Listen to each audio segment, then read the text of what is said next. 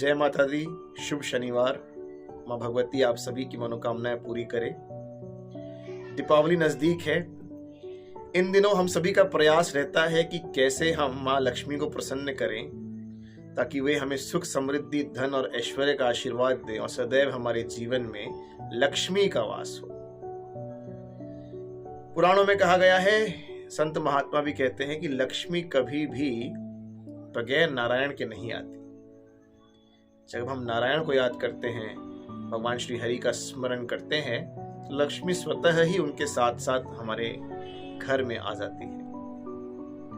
नारायण का वास्तविक स्वरूप कैसा है, उसका क्या अर्थ है, इसके पीछे एक बहुत बड़ा आध्यात्मिक महत्व है। अगर हम नारायण के स्वरूप को देखेंगे तो 4 भुजाधारी हैं और उन 4 भुजाओं में शंख, चक्र, गदा, पद्म। सबसे मुख्यतः सुदर्शन चक्र उनके एक हाथ में।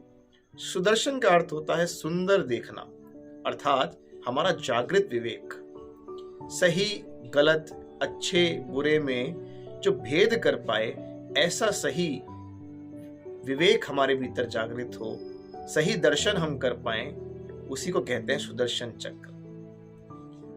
इसके बाद जो शंख है वो है भीतर की सुंदरता का प्रतीक।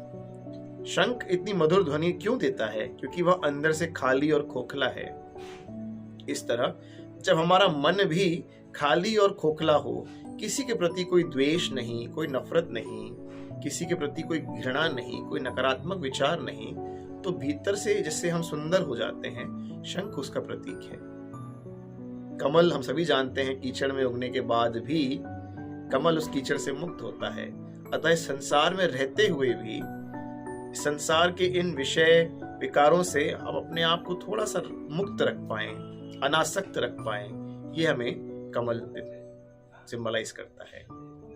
और गदा, जब हम देखते हैं विष्णु जी को अक्सर वो शेष शैया पे लेटे होते हैं तो गदा उनके नजदीक रखी रहती है, हमेशा उनके हाथ में नहीं होती। गदा प्रतीक है शक्ति का। वो शक्ति हम सभी के भीतर है। जिनके अंदर वो सकारात्मक शक्ति है, वो जीवन में कुछ बेहतर परिवर्तन लेकर आती है, और जिनके अंदर नकारात्मक शक्ति है या शक्ति जब नकारात्मक हो जाती है, वो विध्वंसक बन जाती है। शक्ति हमारे पास है, लेकिन सही समय पर सही उपयोग करने पर ही वो शक्ति सार्थक होती है, अन्यथा विध्वंसकारी है। तो जब आवश्यकता पड़ जाए तब हाथ में उठा लें, जब आवश्यकता नहीं है उस शक्ति को बाजू में किनारे रहने दें। विष्णु जी लेटे रहते हैं शेष शैया पर। 5 मुख वाला सर्प हमारी 5 इंद्रियों का सूचक है, और सर्प जागृति, अवेयरनेस, सजगता का सूचक है।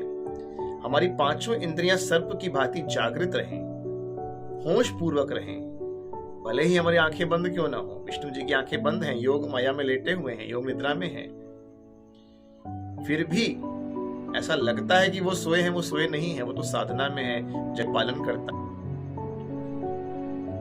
शेष शैया सिंबलाइज करता है, और नीचे बह रहा है अथजल, क्षीर सागर सिंबलाइज करता है। देखिए, हमारा जीवन भी तो भव सागर से हम जीवन की तुलना करते हैं ना, तो सागर हमारे जीवन का प्रतीक है।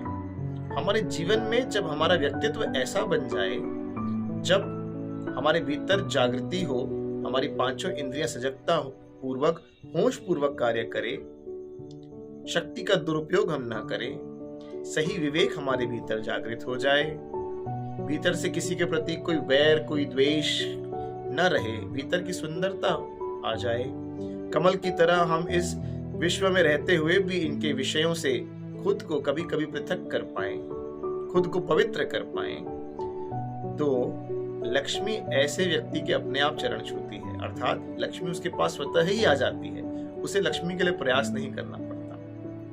तो इस भीतर के इस नारायण को जागृत कर साधना के मार्ग चलें तो निश्चय ही नारायण के साथ लक्ष्मी भी आपके घर आ ही जाए।